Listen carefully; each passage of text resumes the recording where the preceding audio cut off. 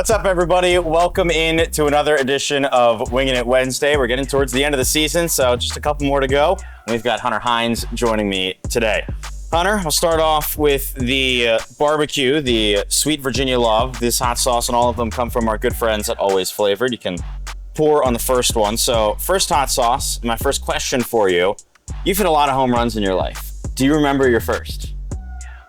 No, I don't. Not my first one. I do remember my first collegiate one and my first pro one. Is there a home run that's the most special to you, one that you think back of, or one that, you think, man, that was one where I absolutely crushed and you kind of always will think about? Yeah. One of them, my last year in college, when I broke the career record at state, probably one I'll never forget. And then my first one this year is pretty cool. Hitting my first pro homer. So you just said it there. Of course, you broke the Mississippi State all-time home run record. That is a school that, loves baseball probably more than anyone else.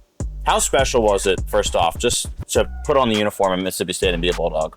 No, it was awesome. I always grew up as a fan. Had family to go there.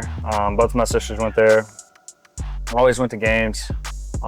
Was really my only choice to go play somewhere in college. So just being able to represent for my state and my hometown is really nice. What's it like to play in front of those fans at Dudy Noble? That's a place that almost seems like mythical for someone like me who's never seen an SEC game, but within the SEC, it's a spot that fills, almost 15,000 fans. How special is that on a game-in, game-out basis? It's definitely different. It's something you have to get used to, especially as a younger kid coming out of high school. You have your ups and downs for sure, but there's nothing like it when you're a Friday night playing against LSU or somebody like that, and the crowd gets into it. It's pretty cool. All right, so again, this was our first hot sauce, the Sweet Virginia Love. We'll go now to the second one, the mild hot sauce. Again, all these from our friends at Always Flavored. So at Mississippi State, that is a fan base that is rabid when it comes to baseball. We see it whenever you do something here. It gets more likes than just about anyone just because of how much they care.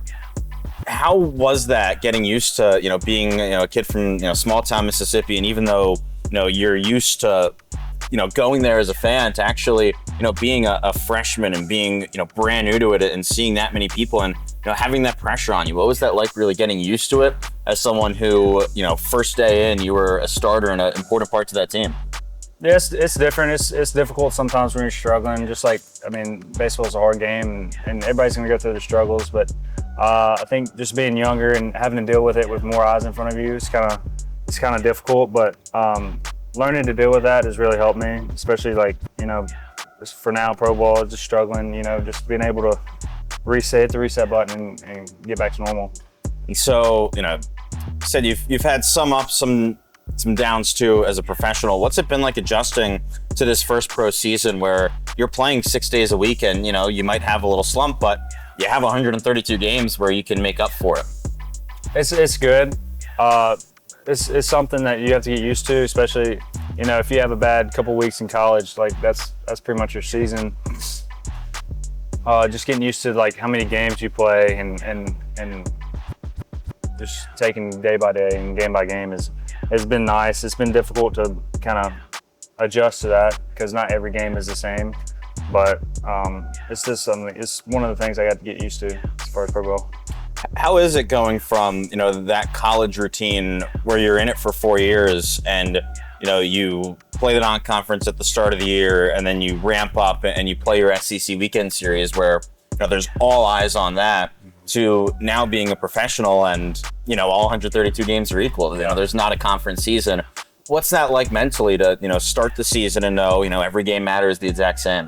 It's just just being able to whenever one game, whatever the game that is that day, you have to be focused and all in that day, and then whatever happens that day, you have to be able to flush it quick because you have another one coming right back at you. So just being able to flush games and flush at bats is something that has been something you have to get used to as the first guy, new pro ball year.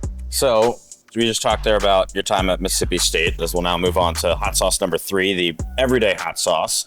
You also broke a record playing summer ball for the YD Red Sox in the Cape Cod Baseball League First off, what was that summer like playing under a legendary coach in Scott Pickler? I know Red Wilson Field is a place where you can hit a lot of home runs, and you definitely took advantage of it. What was that summer like for you as a kid from the South to then go up and play in the Northeast? It was a blast. It was one of my favorite years playing baseball. I mean, just being around those people up there, just everybody loves the game of baseball, and being able to play and make new relationships and playing with a coach that truly cares, and he does it every year. It was just something awesome, like something I had to get used to. Something that was kind of weird at first, being away from home, but it makes you grow up a little bit, especially gets you ready for pro ball. And I mean, I think that's why a lot of guys do it. So it was awesome. And you played pretty much every game there. I mean, it's very rare to see a player play a full season of summer ball now, but you stuck out the whole summer there. You played 4 years at Mississippi State.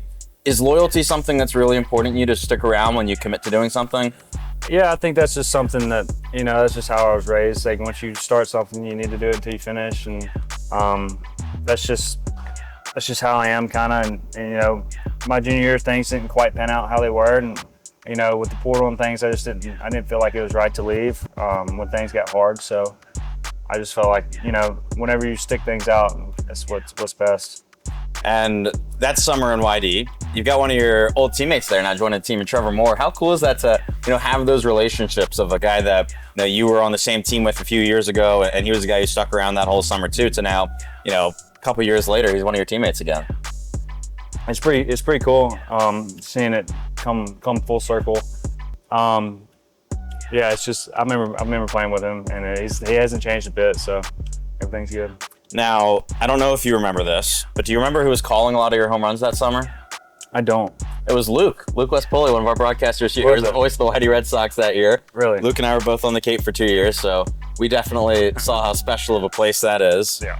And, it's a place that, I'll always remember in my baseball life of spending time there and being by the beach. And, how cool is it, you just said that it was a baseball crazed place to actually now, be able to explore all around it. And, you spent the first part of the season in Wilmington, now you're here in Fredericksburg, but to just travel up and down the East Coast after starting down in Mississippi to, expand your horizons. How cool is that? Going to a lot of places. Yeah, it's pretty cool. Playing baseball in a lot of different states and a lot of new faces around the game. So just being able to, meet new people and build relationships and build bonds is pretty cool. It's something I really enjoy. It's one of the most things. All right, awesome. Well, last hot sauce here. We're on to the Brady's Tequila Sunrise. You enjoying the first one so far? Yeah, I like the first one the best, probably. All right, so that's the barbecue. That's probably one of my favorites too. So last one here, just a couple more questions for you. So obviously one of the big adjustments to pro ball, especially in this current era of the minors, is the road trips. They're long, 6 days at a time. You spend a whole week on the road with the guys. What's that been like for you here in your first professional season to, be in that routine of you're on the road for a whole week at a time, you're in the same place? What's that been like? I actually enjoy road trips a lot. You're staying around the guys a lot more. They're difficult, especially for, later in the season, just having to grind through each game and, depending on the weather, rain delays, stuff like that. But it's good. It's nice to be around the guys a lot more.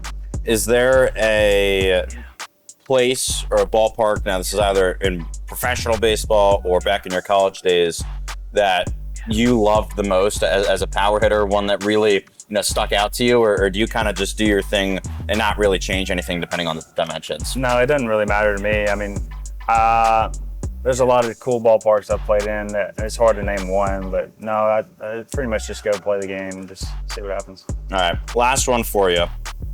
This season, especially here in Fredericksburg, you've really done a good job at, upping the walk totals, dropping down the strikeouts. What's the biggest key for you when it comes to that? Because I feel like that's one of those things that, a casual fan can look at and say, just stop swinging the bat, stop chasing things. But, as someone who has had so much success as you, as a power hitter, what do you think has been the biggest key to try and, stay even keeled and become, better with your command at the plate?